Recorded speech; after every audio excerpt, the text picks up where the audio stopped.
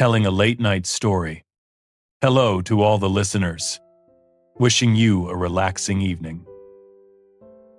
Today's story is about love, marriage, and family. If you don't like to listen, you can skip this story. Mornings in the small Georgia neighborhood always began with the sound of birds chirping in the trees outside the window.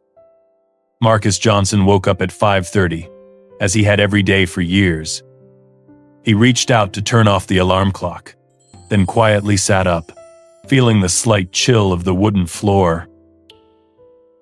The early morning sunlight shone through the window, illuminating his tanned, healthy face, a 3-4-year-old man who had spent most of his life working, diligently building a stable future for his family.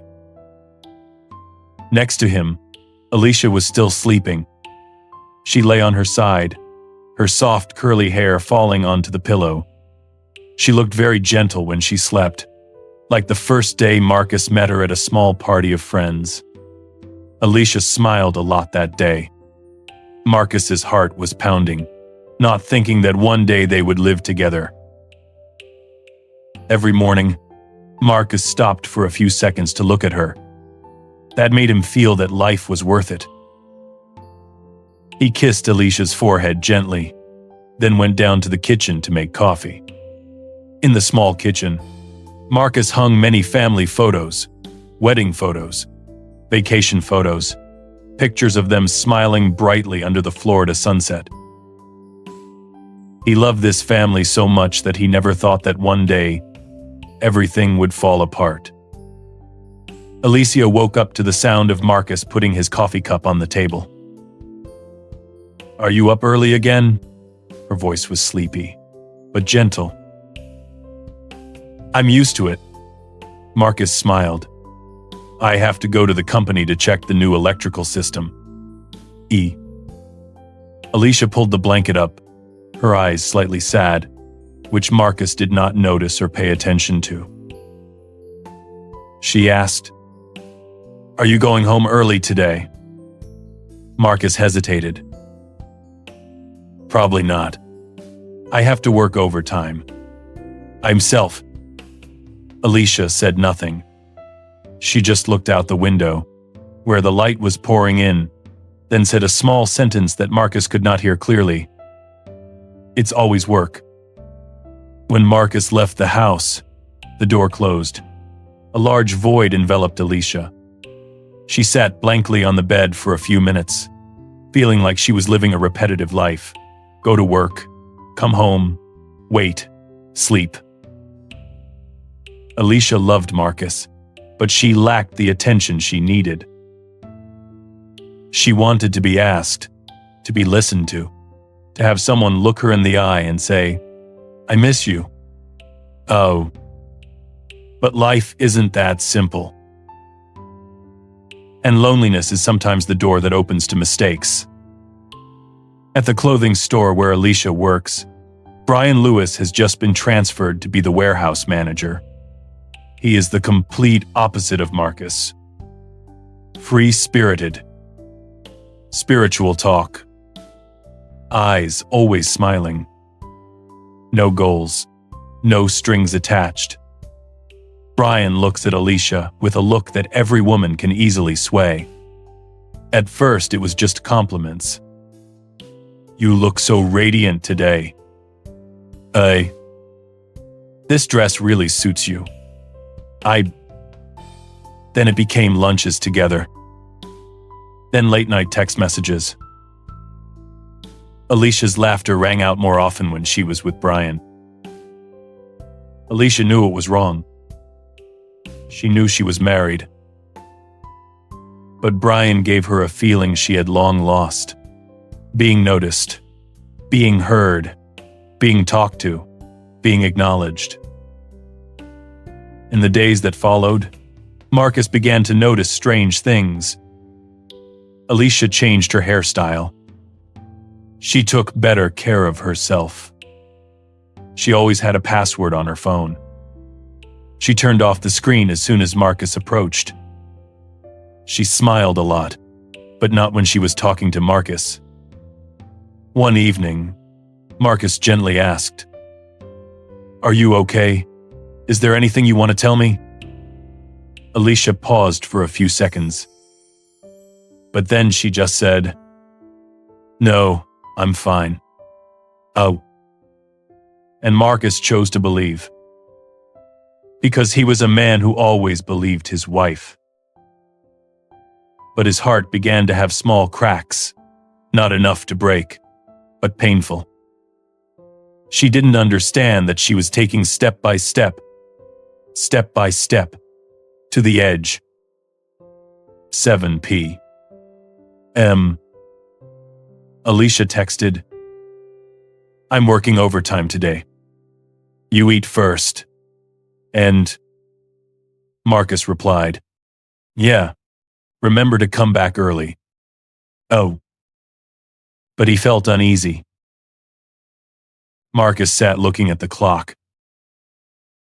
8 o'clock, 9 o'clock, 9:30. His eyes grew heavy. Finally, he got up, put on his coat, and drove to Alicia's. The storefront lights were off. But behind him, in the parking lot, there were car lights. Marcus stopped a short distance away. His heart was pounding so hard he could hear it. He walked slowly toward the car. In the dim yellow light, Marcus saw Alicia sitting in Brian's car. She was smiling a beautiful smile Marcus hadn't seen in a long time. Brian leaned over and touched Alicia's face. Without hesitation. And Alicia let it be. In that moment, Marcus felt as if the world had stopped. A cold feeling rushed through him, making it hard for him to breathe. Alicia turned around and saw Marcus.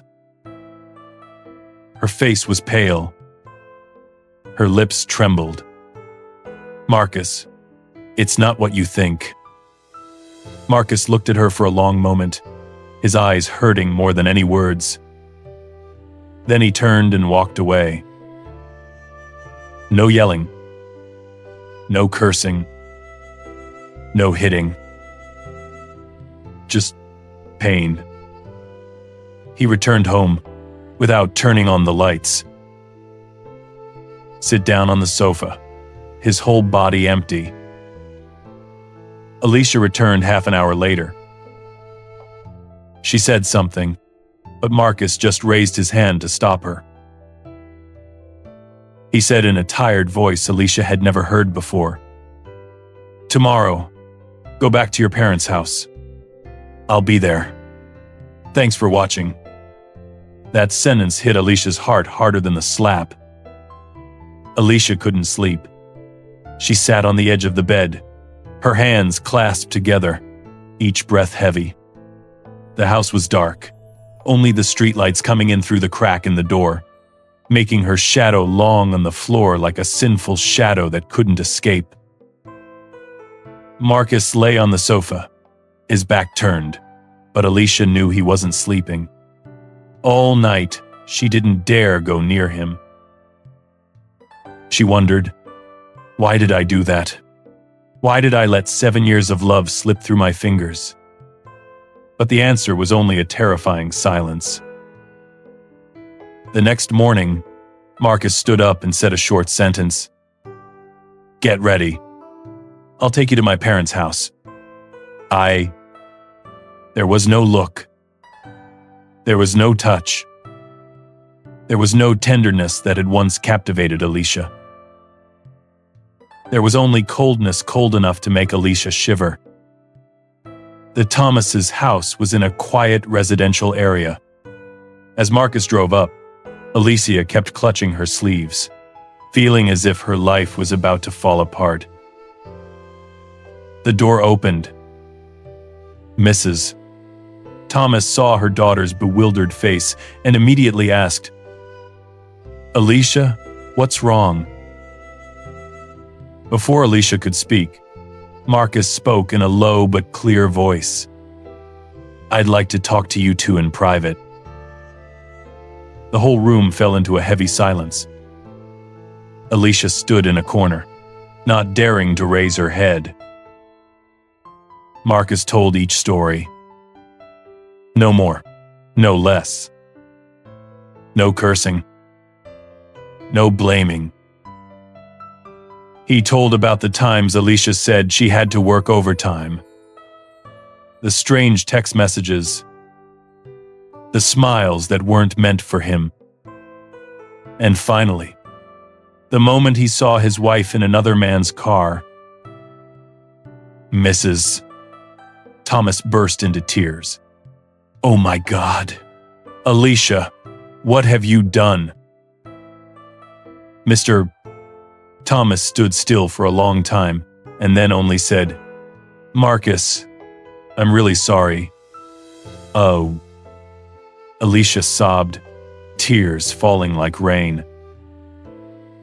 She wanted to run to hug Marcus, but her hands couldn't lift. Marcus only said, "From today, Alicia will be here with Mom and Dad. I will file for divorce." "Yes."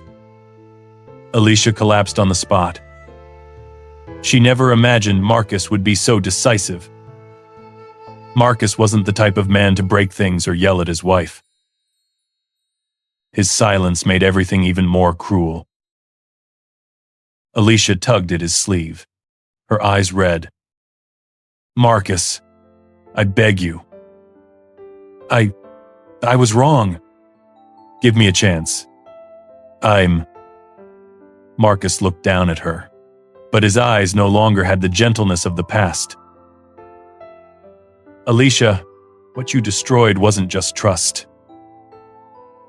You destroyed my image of you. I can't live with someone who, when I look at you, all I see is pain." Well, Alicia was stunned. She knew Marcus had made up his mind. Marcus didn't want to find Brian. "But Mr. Thomas said, you should talk clearly so that everything ends properly." Marcus agreed. That afternoon, Marcus came to Brian's workplace.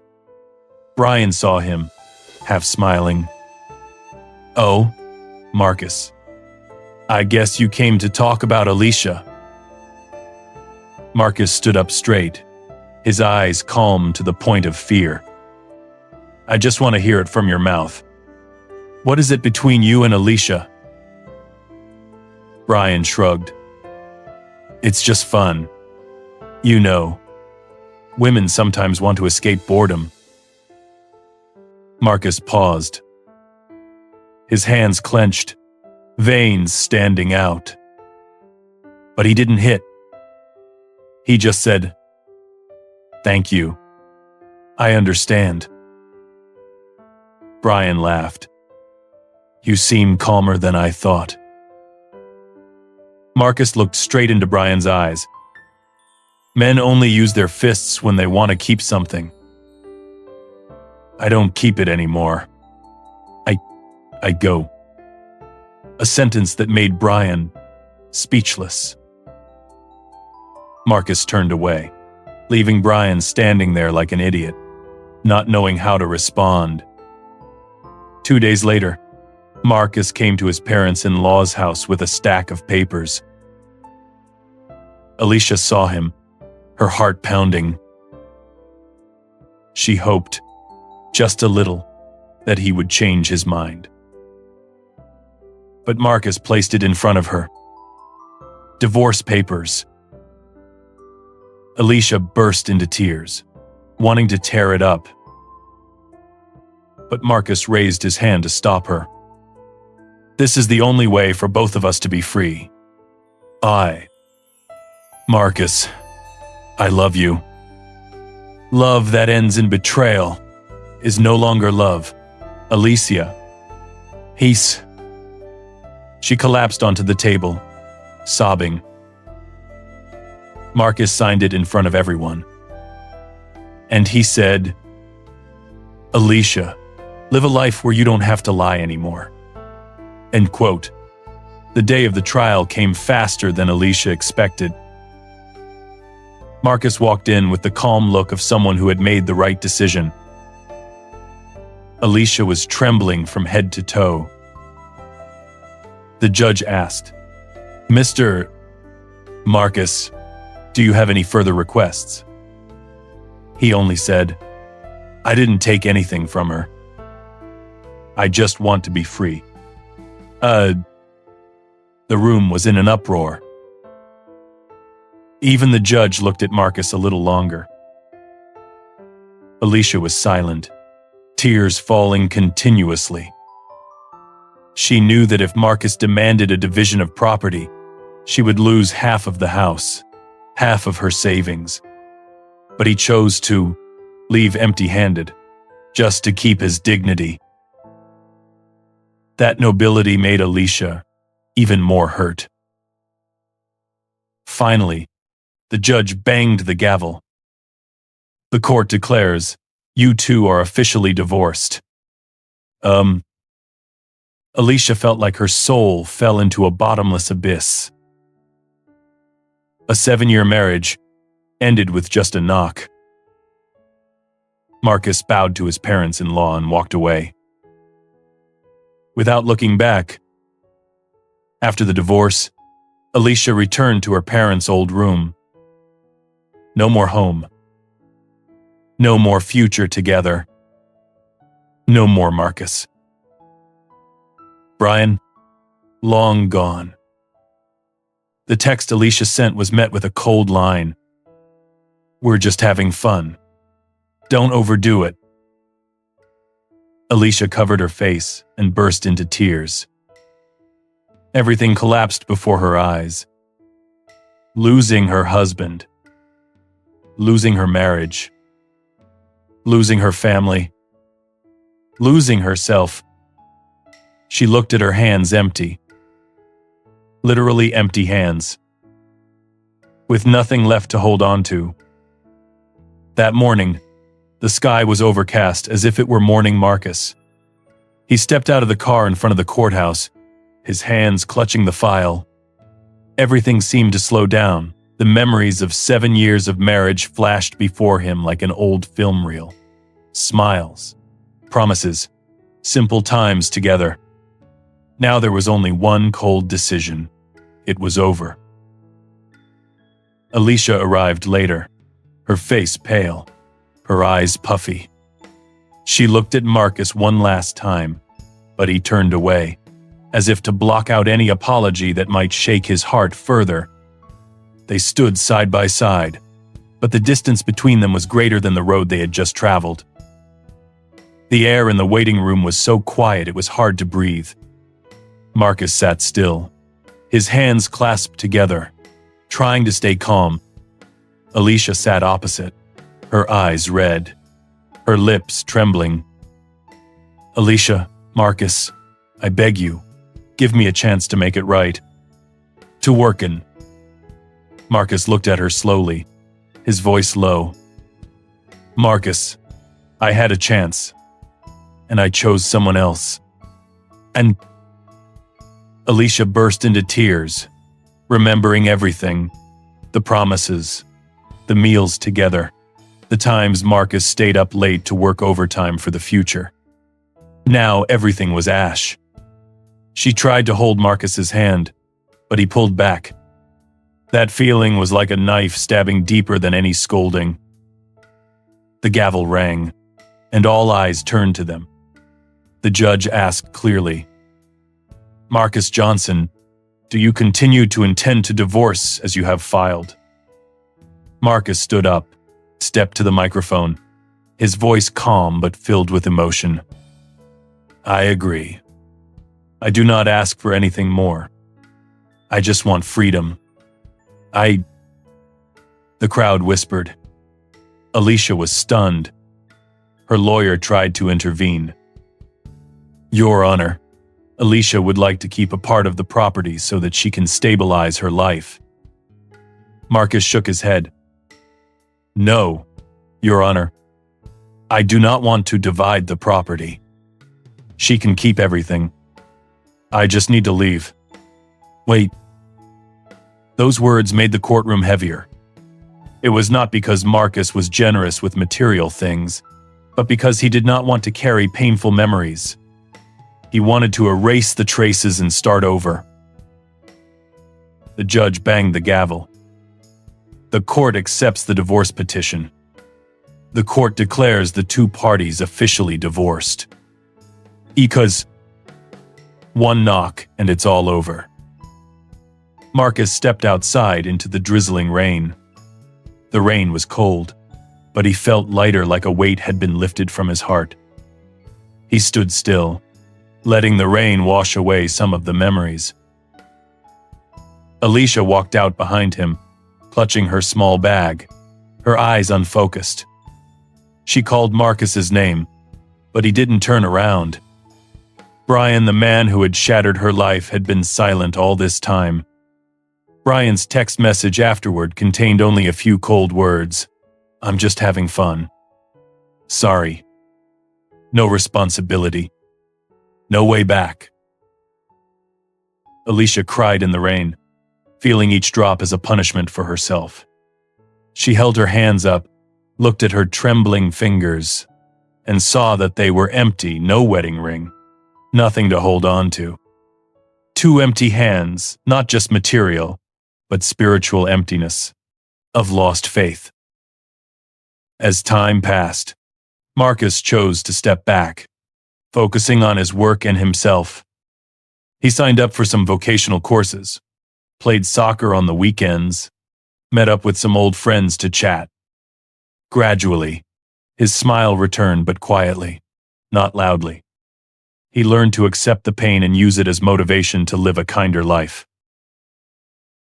Alicia was different. She lived in a feeling of regret. Every time she woke up, Marcus missed the times he gently cooked, missed his warm voice. Brian was no longer by her side. Her family was cold and distant. She tried to find another job, tried to make up for it, but regret is not something that can be bought with money. One evening, Alicia sat alone in her room, writing a letter to Marcus but dared not send it. In the letter, she poured out her heart, gratitude, regret, apologies, and meaningless promises. She folded the letter, set it on the table, and told herself, if she could, she would spend her life making amends, but Marcus chose to walk away. Marcus and Alicia both change in their own ways. Marcus learns that love is not just about staying, but also about letting go when necessary. Letting go for himself, so as not to be hurt for too long. He also understands that nobility sometimes comes at the cost of giving up, but in return, dignity. Alicia learns a hard lesson. Temporary attraction cannot make up for long-term loss. Short moments with another person can take away a lifetime. She realizes that love requires nurturing, communication, mutual respect. When any of these are missing, the seeds of a rift will grow quickly. Brian, he continues his life, not taking responsibility, not thinking about the consequences. It is the image of relationships without a foundation coming and going, leaving scars on real hearts. The story ends not with an explosion, but with a long silence, the silence of evenings without shared laughter, the silence of empty chairs at the dinner table, the silence of two people choosing two different paths. Marcus finds peace in his own way, working hard, meeting relatives, finding small joys. Alicia carries regret and lifelong lessons. Brian, he continues his superficial life. A final word for the listeners, especially for those who are standing at the cracked door. Cherish the person who was with you on the most ordinary days. Don't let a momentary temptation turn into a lifelong loss. If you are betrayed, you have the right to be sad, the right to be angry, but you also have the right to choose to leave to keep your dignity. And if you are the one who made a mistake, don't wait until it's too late to realize it. Fix it as soon as possible. The story ends with Alicia staring blankly at her hands under the streetlight, and Marcus walking through the rain, shoulders straight, heart lighter. No one really wins. Only those who take responsibility for their choices and learn to move on. Yes, you just heard a very sad story, right? Hope each of us live well together. Don't let a little happiness exchange your whole life. If you love radio, please subscribe to listen to the next story. Thank you, and see you again. Good.